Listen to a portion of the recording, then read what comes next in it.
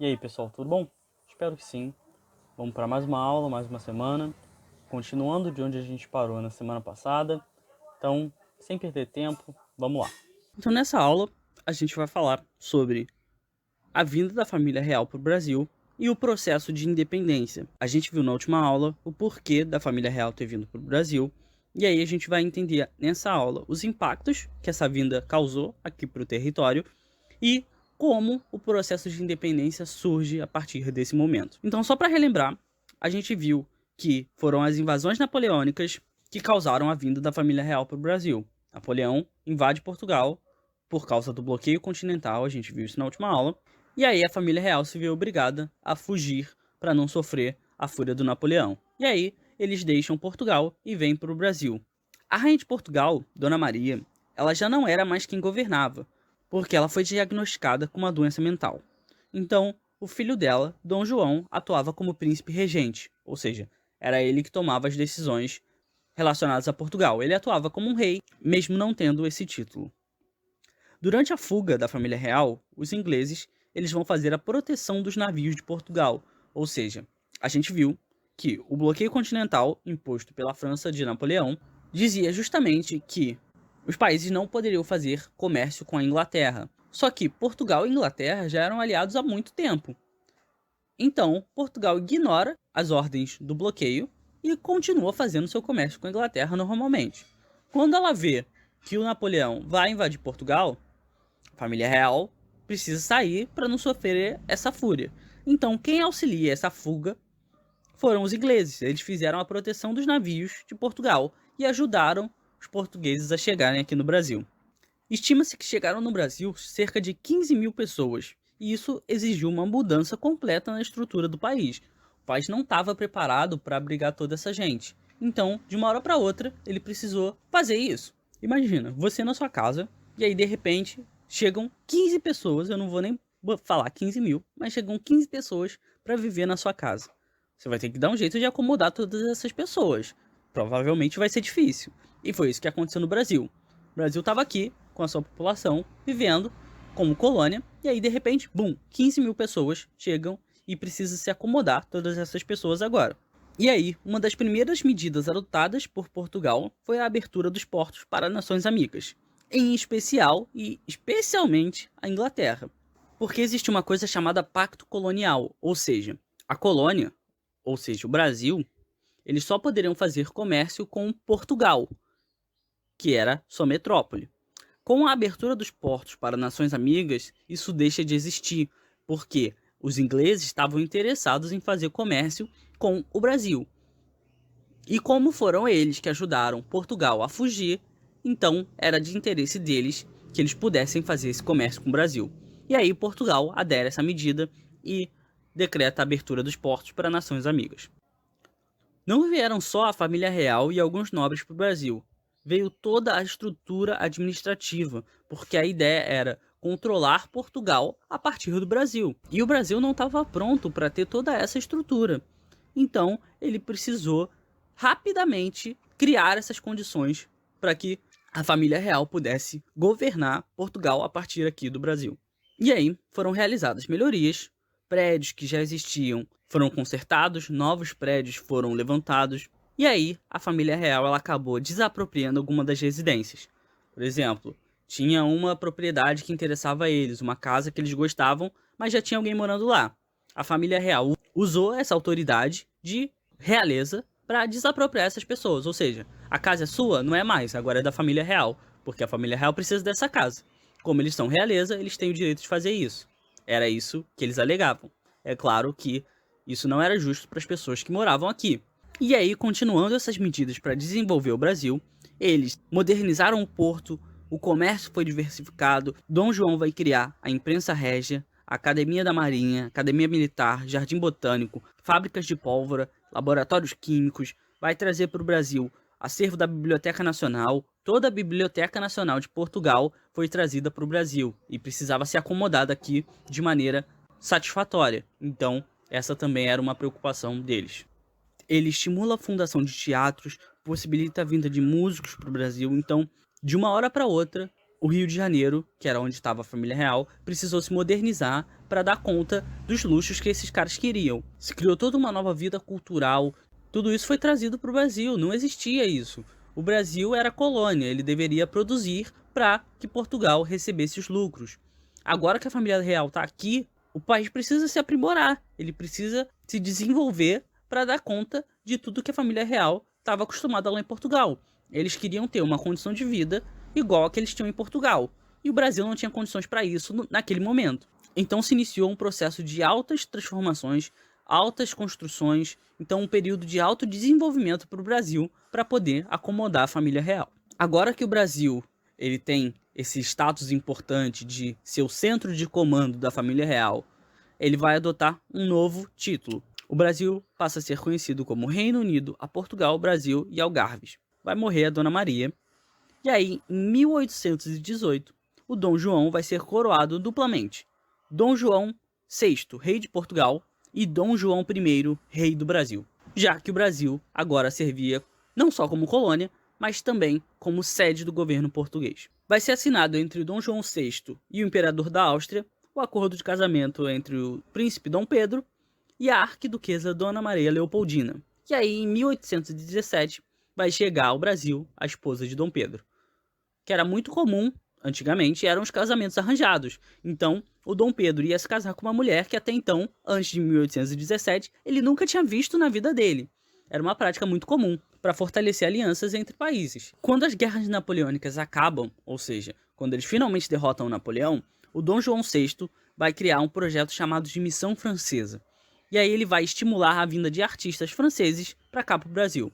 E isso vai dar um novo ar para a vida artística. Vão se abrir galerias de arte, escolas de arte, tudo isso possibilitado graças a esses artistas franceses. Quando chega ao fim as guerras napoleônicas, vai ocorrer o Congresso de Viena, que a gente falou na última aula. E aí, no Congresso de Viena, vai ficar determinado também que todos os governantes dos países dominados pela França deveriam voltar e assumir seus tronos. Ou seja, o que isso significava para Portugal? Eles deveriam retornar para Portugal e fazer com que o Brasil voltasse a ser só a colônia.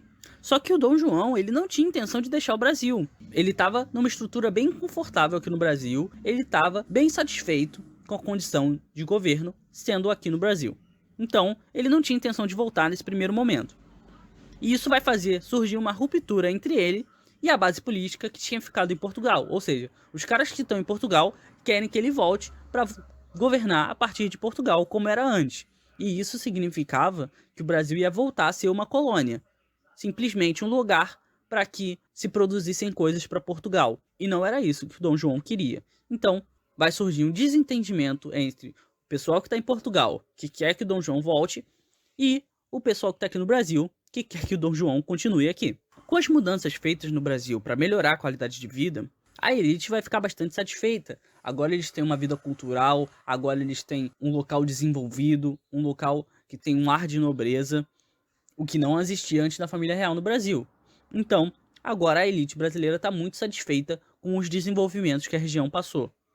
Só que isso também vai acarretar no aumento no custo de vida, ou seja, as coisas vão ficar mais caras. Viver no Brasil vai ficar mais caro do que era antes da vinda da família real para o Brasil. E isso vai fazer com que alguns grupos mais populares, perdessem qualidade de vida. Eles não têm mais como bancar o custo de vida que era necessário aqui no Brasil. E aí, sobre essa questão do Dom João ficar ou voltar para Portugal, vão surgir alguns partidos que vão ter opiniões diferentes sobre o que a corte deveria fazer.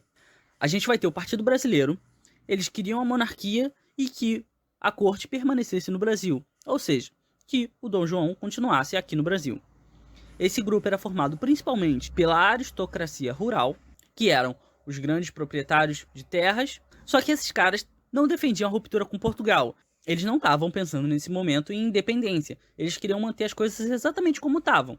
O Brasil aqui sendo desenvolvido para dar conta das necessidades da família real, sendo governado pelo Dom João, para que as coisas continuassem do mesmo jeito que estavam agora. Tava bom para esses caras, então eles queriam que as coisas continuassem do jeito que estavam. A gente tinha também o Partido Português, e esses caras defendiam o regresso da família real, eles queriam que eles voltassem para Portugal e que o Brasil fosse recolonizado. Ou seja, que o Brasil voltasse a ser uma colônia de Portugal, somente para produzir o que Portugal necessitasse. Esse grupo era formado principalmente por militares e comerciantes. Esses caras, eles tinham essa visão porque quando o Brasil era só colônia, eles tinham grande poder aqui no território. Eles tinham um grande controle. A vida deles era melhor sem a família real. Eles tinham maior liberdade quando aqui era só uma colônia.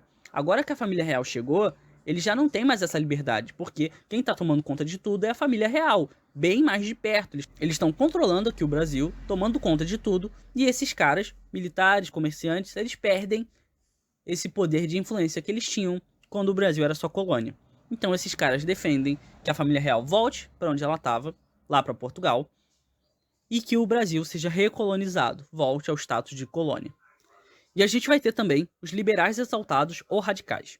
Esses caras reivindicavam a república com amplas reformas sociais, ou seja, eles queriam romper com essa ideia da monarquia, eles queriam que a família real voltasse para Portugal, deixasse o Brasil sozinho, deixasse o Brasil quieto, queriam estabelecer uma república, um sistema presidencialista, e esse grupo era formado principalmente por jornalistas, médicos, advogados, aristocratas e outros. Então essa galera não queria nem que a família real ficasse, nem que o Brasil fosse recolonizado. Eles queriam que a família real voltasse para Portugal, queriam se tornar independentes e queriam estabelecer uma república. E aí, esses partidos, eles tinham essas ideias, mas a família real, ela, no primeiro momento, não se deixou influenciar. Eles estavam aqui tentando manter a situação. Para manter o governo de Portugal aqui no Brasil, era muito custoso, gastava-se muito dinheiro. E aí, por isso, o Dom João vai ordenar o aumento dos impostos, que vai gerar desconforto em outras províncias, em especial na de Pernambuco. Isso vai levar a um movimento conhecido como Insurreição Pernambucana. Especialmente na província de Pernambuco, a população estava insatisfeita pelo aumento dos impostos. A situação da província não era das melhores. Eles tinham enfrentado secas, queda do preço do açúcar, do algodão. Então, os latifundiários pernambucanos estavam acumulando dívidas, enquanto os lucros caíam cada vez mais. E aí essa crise vai acabar recaindo sobre a população mais pobre, porque os impostos se refletiam na inflação e isso se refletia no aumento do preço dos alimentos. Então a população mais pobre chega a um limite, a um ponto em que ela não consegue mais comprar os alimentos porque os preços estão muito caros. E a região já estava passando por uma situação difícil, pela seca, isso levava à falta de produção de alimentos, então a população mais carente estava passando fome. E aí aumentam ainda mais os impostos e aí definitivamente eles não têm mais como comprar os alimentos e se manterem.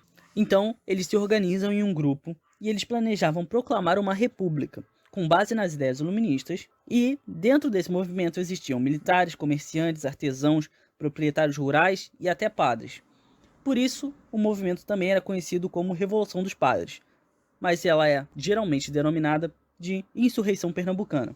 Então, é uma população geral que se revolta contra as condições. Os grandes agricultores, toda a população estava insatisfeita com o governo português sobre o Brasil e, em especial, sobre a colônia pernambucana, e isso vai levar eles a se rebelarem.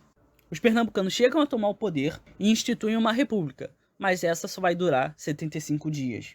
Eles estabeleceram uma constituição que era baseada nos princípios iluministas e estabelecia alguns princípios como liberdade religiosa, de imprensa e igualdade para todos. Só que é claro que, quando eles dizem liberdade para todos, isso não significa realmente liberdade para todos.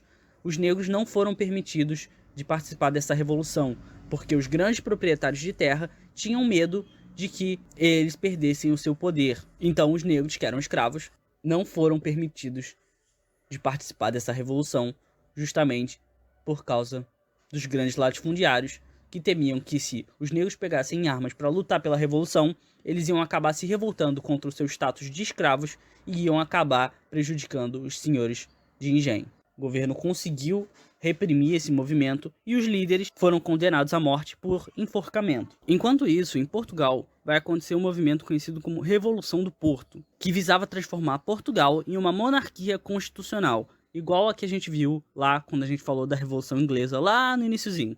Eles queriam que existisse um rei, mas que esse rei tivesse submetido às vontades do parlamento. E como o Dom João ele estava se recusando a retornar para Portugal, isso só vai agravar a situação. Entre as reivindicações desses caras, lá de Portugal, estavam retorno ao Brasil, ao estado de colônia, ou seja, eles queriam recolonizar o Brasil, retorno da família real para Portugal, e submissão do monarca ao parlamento, ou seja, eles queriam que Dom João e a família dele voltassem para Portugal, transformassem o Brasil novamente somente numa colônia, e eles queriam que o Dom João, ao retornar para Portugal, abrisse mão de parte do seu poder e deixasse o parlamento governar o país. Sob muita pressão e para tentar resolver a situação, o Dom João retorna para Portugal, mas ele deixa o filho dele, o Dom Pedro, como príncipe regente. E isso vai desagradar os portugueses, porque eles queriam que toda a família real retornasse para Portugal. E quando o Dom João deixa o Dom Pedro aqui no Brasil, ele está dizendo que ele não vai se submeter a todas as exigências dos portugueses. Ele vai fazer as coisas do jeito dele. Algum tempo passa, a situação em Portugal fica mais crítica, o Dom João está sofrendo muita pressão lá em Portugal, e aí ele vai enviar uma carta para o Brasil, para o filho dele, o Dom Pedro, e vai exigir o regresso a Portugal. Ou seja, ele está pedindo para o Dom Pedro voltar para Portugal, acabar com a sede administrativa aqui no Rio de Janeiro e recolonizar o Brasil. Ou seja, ele acabou cedendo, depois de um tempo, ao que a corte portuguesa lá de Portugal estava pedindo.